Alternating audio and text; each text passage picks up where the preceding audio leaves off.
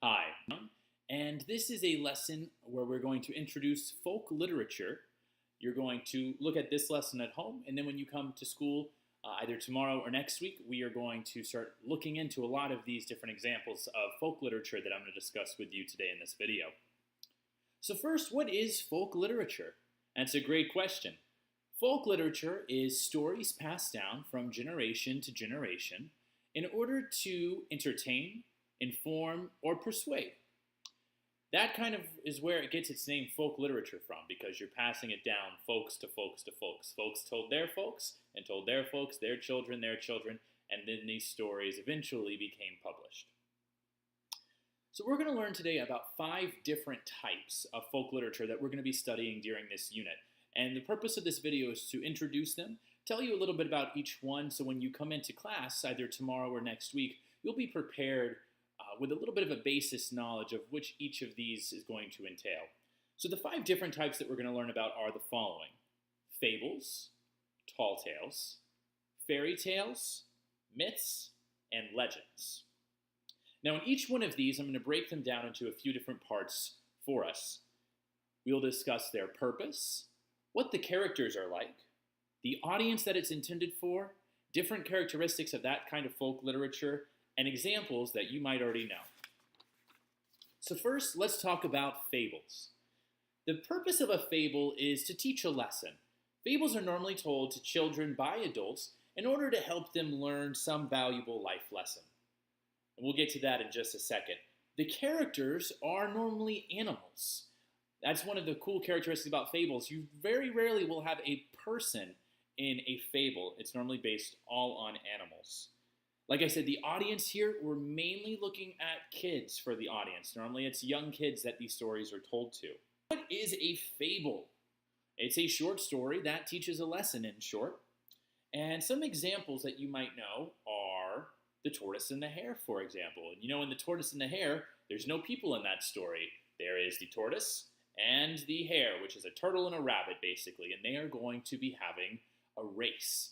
And this whole story is discussing the race that they're having, and there's a moral or a lesson at the end of the story. Do you know what that is? If you've read the story or have been told the story, you learn that the hare got a little too confident, and whether he took a nap or slowed down, it was the tortoise that ended up winning the race because he was slow, steady, and determined. So again, a fable, it's a short story to teach a lesson, mainly based on animals. Next, we're going to discuss tall tales. So when you think tall tale, think of a story that's taller than most. Why is it so? That's a great question. It's because these characters are larger than life. What does that mean exactly? Characters that are larger than life have superhuman abilities. That means that they can do stuff that you and I aren't really able to do. Mainly, these stories are to entertain, and sometimes will tell the story of something over the world around us in order to try to explain something, and I'll get to that in just a moment. These stories, these tall tales, are designed for kids and for adults. And like I said, they can be about natural occurrences or kind of historical pieces in which those are used to describe different elements of our everyday life. Let me use an example to maybe help tie this all together. An example of a tall tale would be Paul Bunyan. Do you know the story of Paul Bunyan? Paul Bunyan was this 60-foot tall guy, and what Paul Bunyan did was he had these amazing superhuman abilities where he could chop down trees very, very quickly. He was the strongest, tallest, biggest person in the whole area, and so they used him for many different things that they needed. Disney actually had a really great short video that was about Paul Bunyan, and if you would like to look at that, I'm going to include the link in this lesson too. So that Paul Bunyan character, he's larger than life. That means not only is he actually really, really tall, like a tall tale, but he also has all of these superhuman abilities where he is able to chop down trees, he's very strong, he can pull a lot behind him. Something interesting that he has is a sidekick. Does anyone know what his sidekick was? That is something I want you to look up tonight.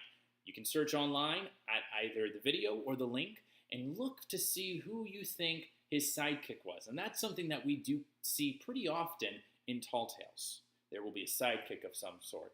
So remember, a tall tale, It's a short story that is used to explain the world's occurrences around us, and they focus on characters who are really big, larger than life. Paul Bunyan is an example. Next, we're going to talk about fairy tales. Now, fairy tales are a little easy to wrap your head around because you might already have a really good idea of what a fairy tale is.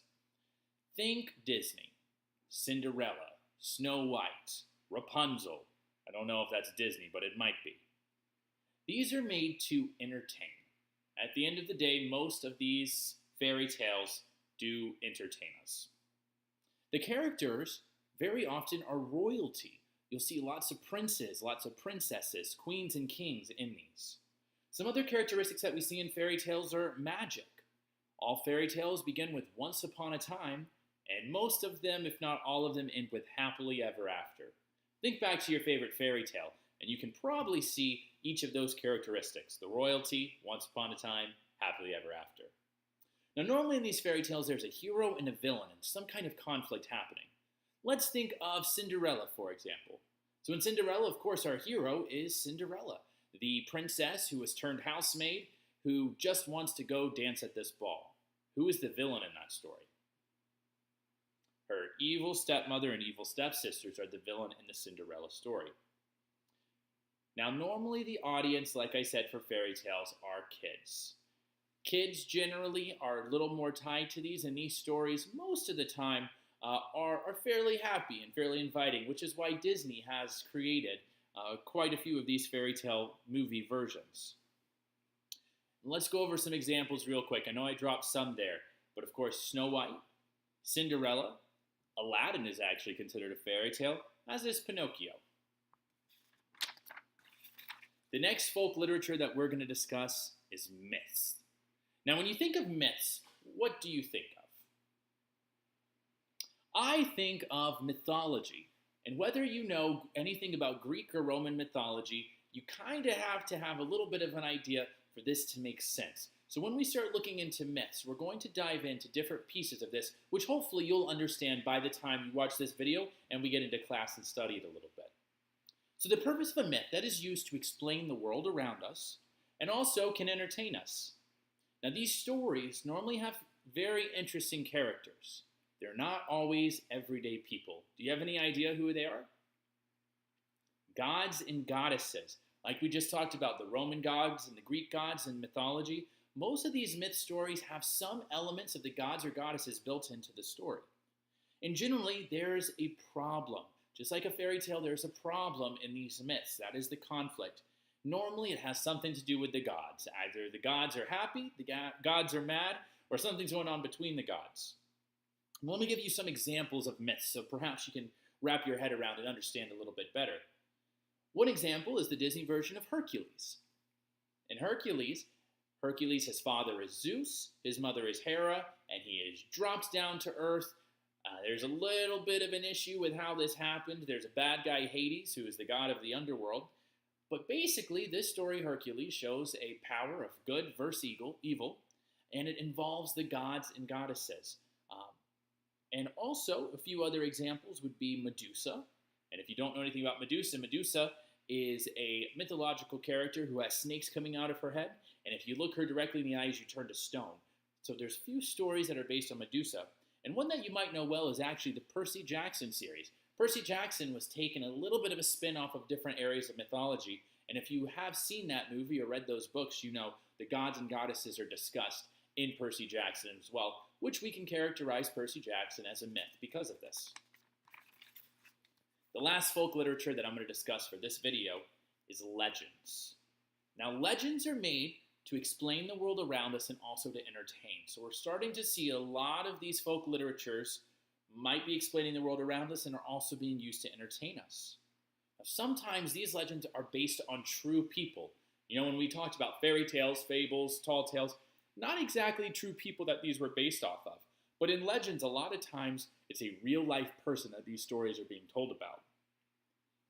In one of the legends I'm going to discuss, there is a gentleman who has been known in different historical contexts. And his name is King Arthur. Think about any stories of King Arthur that you might know. Whether it's the Round Table, or whether it's the Sword and the Stone, everyone has some idea possibly of who King Arthur is. So there are lots of legends about King Arthur, who was a real person, but these stories are mainly used to entertain or to explain the world around us. Another one that I will leave you with is Johnny Appleseed. Have you heard the story of Johnny Appleseed? Johnny Appleseed went around the upper United States throwing apple seeds everywhere, creating multiple orchards of apple trees. And Disney also kind of took their swing at this a little bit, but it was a legend that was used to really describe some different elements of agriculture. And that is one of the stories that we will be studying in class, the story of Johnny Appleseed. So I know here that we've definitely just discussed a lot of information a little quickly with these 5 different folk literatures that we're going to use. But real quick, to tie it up, before you answer some of these questions and respond in the discussion board, I want to go over our definition for folk literature, which these are stories that have been passed down from generation to generation or folks to folks, and these are used to either entertain, inform, or persuade us to do something by teaching us a lesson. The 5 we learned about are fables, which mainly are short stories used to teach a lesson of using animals as characters. Tall tales, which are about larger-than-life people used to describe the world around us. Fairy tales, mainly to entertain us using royalty, magic, happily ever after, and once upon a time. Myths, which are based on the mythological gods and goddesses that we have discussed in the Percy Jackson stories, as well as Hercules. And finally, legends, which are used to not only entertain but also explain the world around us, and these are usually based on real people. Go ahead, answer the questions and the discussion boards below, and I will follow up with you either tomorrow or next week in class, where we will dive into these different pieces of literature and review what you have heard in this video. Thank you.